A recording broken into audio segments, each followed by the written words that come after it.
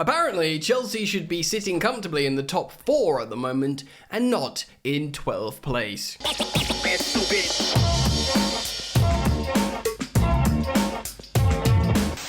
Hey, what's going on, friends? Welcome back to Football Therapy with me, your host Jan. I hope you're doing well. I really do hope that. Welcome back to the channel. Yes, early disclaimer, the real statistic that counts is of course goals and wins. The 3 points you see on the Premier League table, but there are some underlying numbers that really strengthen Pochettino's cause at Chelsea, and I want to reflect on them today. We've seen statistics pop up across social media, football media, about how the underlying numbers for Chelsea are actually pretty promising moving forwards, and Tifo IRL did a really good video on this with John McKenzie, and that was what inspired me to make this video, so go check that out if you want a more detailed assertion of the numbers. So yes, Chelsea have been poor. We're not scoring goals, we're conceding soft goals, and ultimately we're 12th. We've got 4 points from playing Liverpool, West Ham, Luton and Nottingham Forest, and that is a very, very frustrating return. Of course, that here comes that word, transition. Chelsea are in a massive transition, of course, new coaching staff,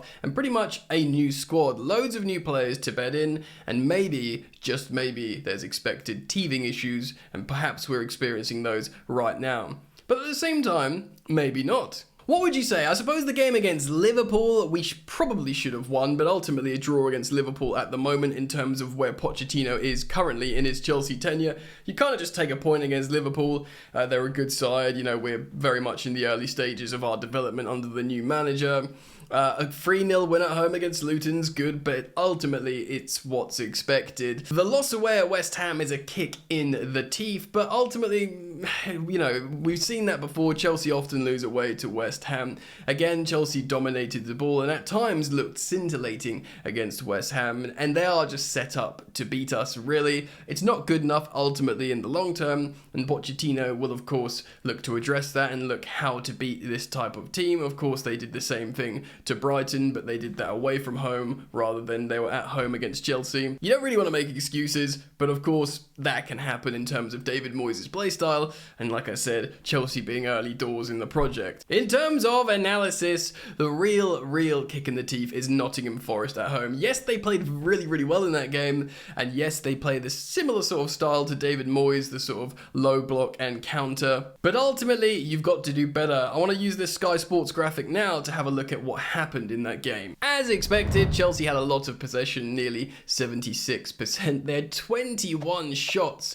to Nottingham Forest, but they only had 2 shots on target, actually having less than Nottingham Forest, which is very frustrating. Saying that though, they had over 2 XG to Nottingham Forest 0.7, so really you got to be scoring at least 2 goals or 2 goals in this game, which of course would have seen Chelsea win it. They dominate in touches and crosses and passes and everything else you would expect a Chelsea team to do or perform against Nottingham Forest. Of course, they had 49 touches in the opposition box to Nottingham Forest's 8. Yes, of course, you've got to say, well, that's all very well and good, Jan, but, you know, it's the score that counts. And that's true. But ultimately, you've got to look at what the team is doing to gain context for development, like where Chelsea are moving. Because you can look at the results and go, right, well, that's not good enough.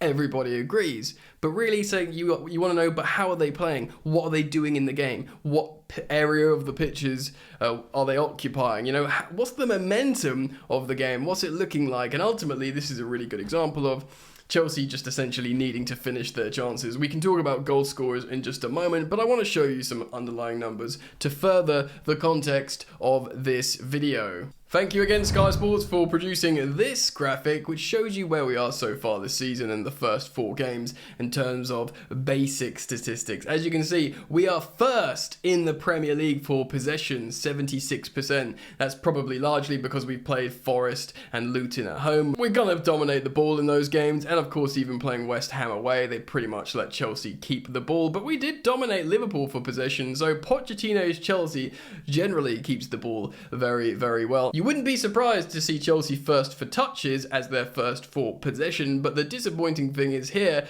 we're first for shots with 21 shots in the Premier League, leading the Premier League for shots, yet we are 11th with actual goals in terms of our return from goals. So that's pretty incredible. Your Arsenals, your Manchester Cities, heck, even your free-scoring Brightons, etc. None of them has had as many shots as Chelsea Football Club, and if you're having a shot, ultimately you're in a good position, especially, you know, if you're not desperate. Granted, Chelsea in some of these situations might have been desperate chasing a game, but if you're taking a shot, you put yourself in a good position to get up towards goal and, you know, take a shot. So to be first in the Premier League for that is pretty positive. But clearly, there's a big goal scoring problem here. We're going to return to that in just a moment, but I do want to show you one more graphic to hit the final nail in the coffin of Chelsea's underlying stats. A big thank you to The Athletic for providing us this graph. This is a way too early peek at the underlying performance from the first 4 matches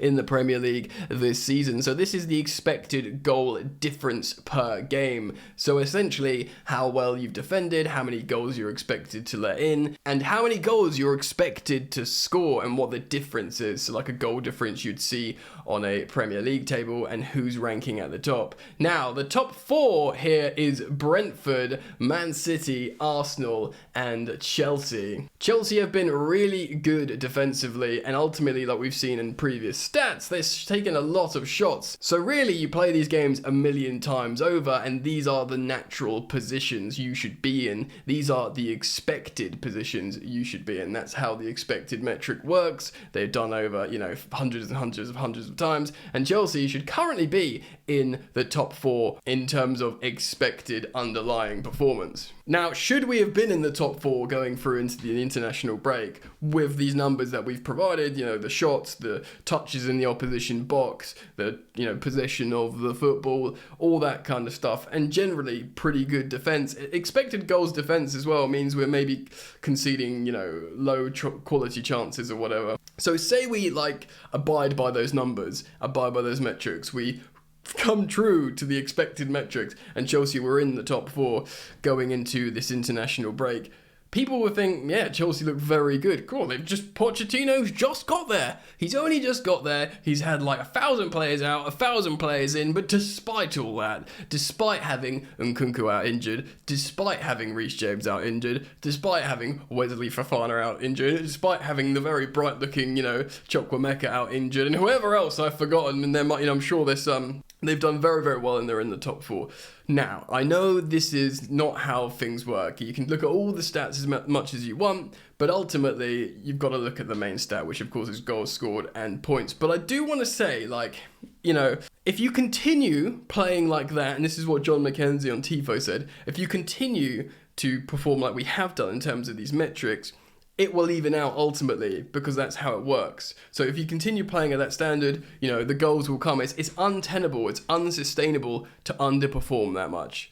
You know, that's the law of the metric. That's the science. That's the maths. It's untenable to continue like that and not essentially even out. So not essentially eventually finish in the top 4. Now, are Chelsea going to finish in the top 4? I don't know. I'd like to say yes. Now, there is a way that you can underperform consistently in that metric, and that is if you just don't have Premier League worthy finishers, because then the metric becomes skewed, right? And I do wonder, you know, Chelsea did look to build our attack around Christopher Nkunku. Some journalists were saying, a lot of people looked at Nkunku and thought it could be the signing of the season, probably largely because he's cost 50 million, and you know, in the time of Declan Rice and Moises Caicedo going for over 100 million pounds, and you know, Rasmus Højlund going for a lot of money to Manchester United despite not having scored many goals previously, 50 million quid for Christopher Nkunku, who's generally a great goal scorer and assister and just,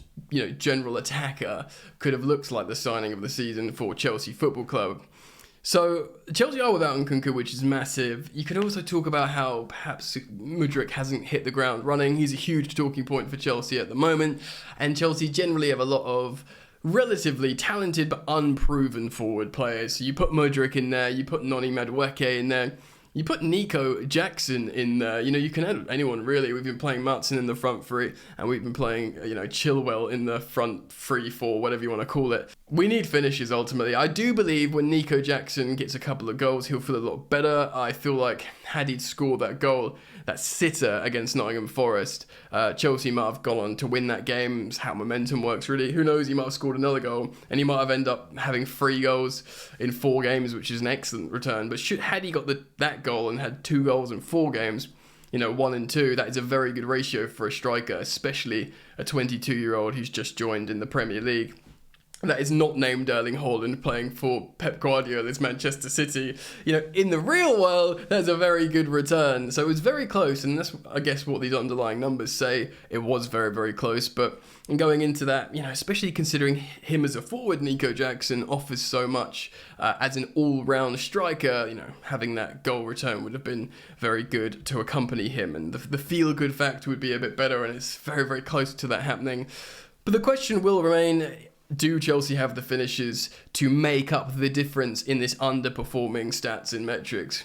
Maybe, I'm not so sure. Of course, when Christopher Nkunku comes back, that could be a huge positive, but you don't want to apply too much pressure to the Frenchman, especially if Chelsea are still struggling by the time he returns from injury. I think that's unfair, and that's probably very unhelpful to the forward.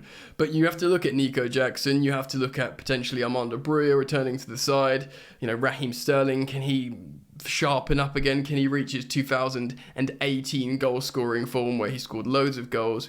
And ultimately, can the likes of Chilwell start, who's a great finisher? There's a kind of a reason why Pochettino's playing him in this de facto left wing role, because he sees his goals for Chelsea, his finishing ability, and thinks, I want to get this guy closer to goal. But me personally, I feel that is a wasted way to apply Ben Chilwell. I think his starting point is important as well. I don't think it's suiting him starting high up the pitch in terms of his finishing his moves.